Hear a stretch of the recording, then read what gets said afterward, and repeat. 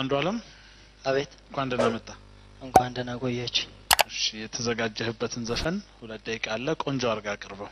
ሞካ ሆሚያ ሶሎሎ ሶሎሎ ቅሌን ሲራሴ ሎይኮቱ ያጅጋኮ ረከታ ቤኔን ሲኛቱ ቶማ Jirraa jirtu akkam jirtu kabajamtoota daawwattoota chaanaala koo Oromiyaa Show dhiyoo fagoo keessaa falateessanii kanneen hordofaa jirtan maraa fi nageenyi rabbii guddaan bakkuma isin jirtan maratti isin haa qaqqabu isiniin jecha guyyaa har'aan kana aartist Andu'aalem Gosaan tuffatameetii ture maaliif tuffatame akkasumas immoo eenyu kan tuffatu kan jedhu isiniif qabadhee dhiyaadhee jira viidiyoo isaa waliin.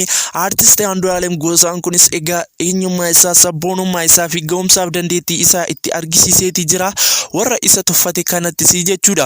Egaan warreen chaanaala keenya ammaatiin ta'in jirtan Oromiyaa Show jedhamna baga nagaan dhuftan isiniin jecha chaanaala keenya kana subscribe gochuudhaan maatiiwwan chaanaala keenyaatti akkasin dabalumtaan gamanumaan isin gaafachaa viidiyoo keenya guyyaa har'aa kanas like godhaan isiniin jedha. Egaan gama koppii kiyya guyyaa har'aaf qabadhee dhufeettan isin dabarsaa hanga xumura koppii kiyyaatti na waliin ta'an isiniin jedha.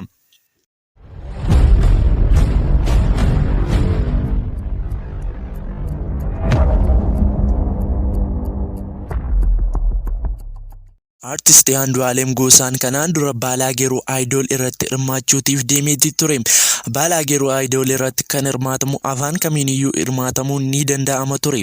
Artist Andu'aalem Gosaanis afaan eenyummaa isaa fi afaan saba isaa afaan Oromootiin deemeetii dorgome.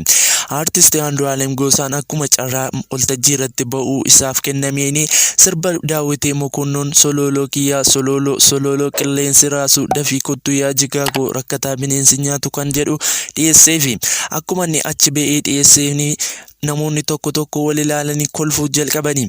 Kana boodas abbaan seeraa yookiin koomentaatariinsa achumatti akka inni dhaabu gaafate. Ati sagalee kee ol baastee gadi buusuu hin dandeenye. Kana malees filannoon sirbaa kee kun sirrii miti ittiin jedhani. Artist Andu'aalem Gosaanis bifa aariidhaan ani sagalee koo gadi buusee ol kaasuu nan danda'a. Kanaaf immoo sirba sagalee namaa ol baasuuf gadi buusuu qoru tokko isiniif nan dhiyeessa jedhani. Akkuma isaan iyyamanii fi sirba Geetaachoo Hayilemaariyaamiin bifa adda ta'een dhiyeesseefi ammas osoo hedduu ittiin gammadin ati ammas sagalee kee garuu ol baastee gadi buusuuti hin dandeenye ittiin jedhani. Kana malees filannoon sirbaa kee ammas sirrii miti ittiin jedhe. Artistiin kunis egaa tole jedhee qabxii xiqqaa muraasa ta'een gara dorgommii isa taanutti darbe. Artistiin kun egaa sirba kana haala ajaa'ibaatiin dhiyeessuufis sababumaan afaan Oromoon sirbee fi hirkatti jibbaniitii jiru. Mee viidiyoo isaa kan inni achirratti dorgomaa ture sana daawwannee walitti deebina. አንዱዓለም አቤት እንኳን ደህና መጣ። እንኳን ደህና ቆያችሁ። እሺ የተዘጋጀህበትን ዘፈን 2 ደቂቃ አለ ቆንጆ አርጋ አቅርበው።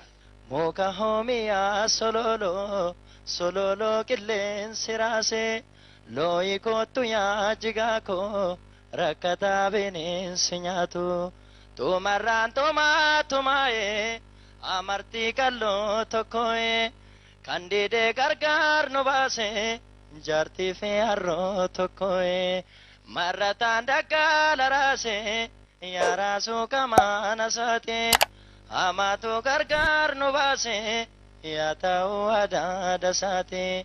እናመሰግናለን። የተመልካች ካርድ እናመሰግናለን። እሺ ይሄ ቅኝት ውስጥ ሊወጣ የሚፈልግ አይነት ነገር አለ መሀል ላይ እንደ መውጣት ብሎ ይመለሳል ምናምን እሱ ደግሞ እሱ እንደዛ አይነት ነገር ሲሆን ደግሞ ብዙ ጊዜ የዘፈን ምርጫ ማስተካከል ደግሞ ጥሩ ነው። ሁለተኛ የመረጥከውም ዘፈን የዚህን ያህል ያንተን አቅም የሚያሳይም ነገር አይደለም። ቢጫ በሁለት ቀይ አመሰግናለሁ። Egaan artist Andu'aalem Gosaa akkuma isin ilaalaa turtanii sagalee isaa gadi buusee ol baasuu dadhabee fi osoo hin taane kan inni qabxii gadaanaa argatee fi sagalee sababuma afaan Oromootiin sirbeef ture. Artist Andu'aalem Gosaan gocha aganaa irra deddeebiidhaan irratti raawwatamaa ture. Balaageroo Idol irratti artist Andu'aalem Gosaan yeroo garaagaraa deemeetii hirmaataatti ture. Haa ta'uutii malee kufee irra deebi'uudhaan yaalaatii ture. Garuu artist Andu'aalem Gosaan bifa ajaa'iba ta'een milkaa'eetii jira. Yeroo ammaa kanatti kliipii 4 bifa HD ta'een dhiyeesseetii jira. Kana malees jaalatamummaa guddaa agana hin jedhamne uummata isaa biraatii qaba. Artistiin kun yeroo ammaa kanatti viidiyoo HD ta'anii afaan Oromootiin qulqullina guddaa qaban kan dhiyeessaatii jiru isumadha. haa ta'uti malee artistiin kun egaa akkuma isin amma ilaalaa turtan kanaanii ukkaanfamee afuufiif ture. Haa ta'uti malee artist Andu'aalem Gosaanis kana hundumaa cabsee keessa injifatee darbee as ba'eetii jira. Artist Andu'aalem Gosaadhaanis baga milkoofteettiin jecha qophiin keenya guyyaa farraaf qabannee dhiyaanne kanuun hanga amma kanatti nu waliin hordofaa turtan kana fakkaata ture.